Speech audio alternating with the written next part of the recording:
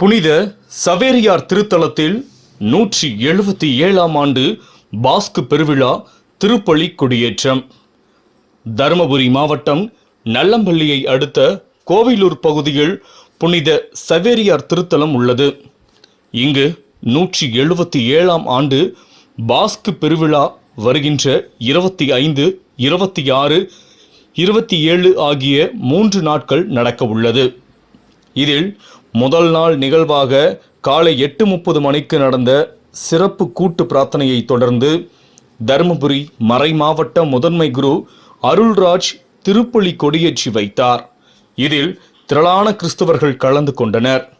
மேலும் வரும் 25 அன்று தருமபுரி மறை மாவட்ட ஆயர் லாரன்ஸ் பயஸ் தலைமை நிகழ்வில் புனித அருளப்பர் மற்றும் புனித தோமையார் பள்ளிகளின் மாணவ மாணவியர் வழங்கும் மீட்பின் வரலாறு, கோவிலூர் பங்கு மக்கள் வழங்கும் இயேசுவின் திருப்பாடுகள், நார்த்தம்பட்டி இறைமக்கள் வழங்கும் தூம்பா பவனி, 26ஆம் தேதி கோவிலூர் பங்கின் மண்ணின் மைந்தர்கள் கூட்டு பாடற்பலியில் தருமபுரி மறை மாவட்ட பொருளாளர் சோசேராஜ் தலைமை வகிக்க உள்ளார்.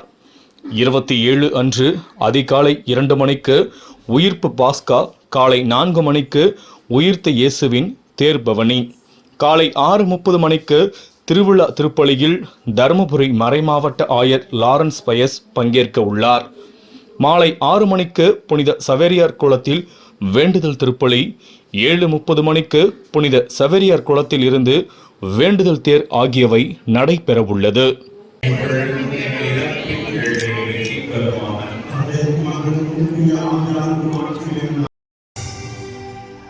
மாட்சியும் அச்சலும் கொண்ட ஆண்டவர் இயேசு கிறிஸ்துவின் உயிர்ப்பு பெருவிழா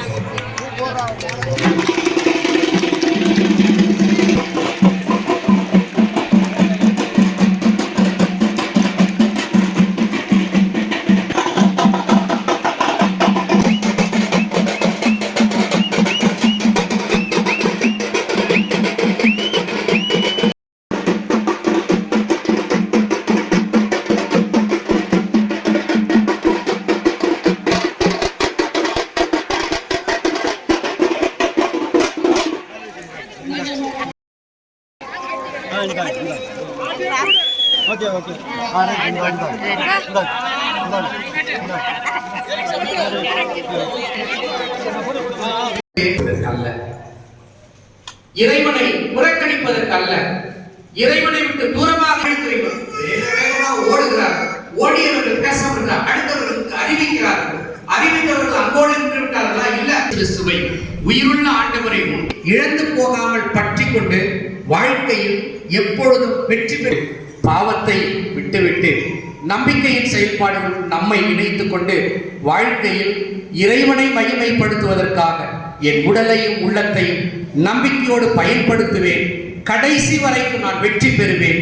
இறைவனுடைய வார்த்தை போதும், இறைவனுடைய நற்கருணை போதும், என் ஜபம் போதும், என் ஆன்மா போதும், ஜபமாலை போதும், பக்தி முயற்சி போதும், என் வாழ்க்கையில் நிச்சயமாக வெற்றி உண்டு. தோற்று போகாமல் வாழ்கிறவன் தான் கிறிஸ்துவன். சாத்தானிடமும் பாவத்துடன் தோற்று போகிறவன் நிச்சயமாய் கிறிஸ்துவனாய் இருக்கவே முடியாது. பரம்பரை கிறிஸ்தவர்களாக இருக்கலாம், இயேசுவின் முன்பாக இருக்க முடியாது. அப்படி மறித்து உயிர்த்த நீர்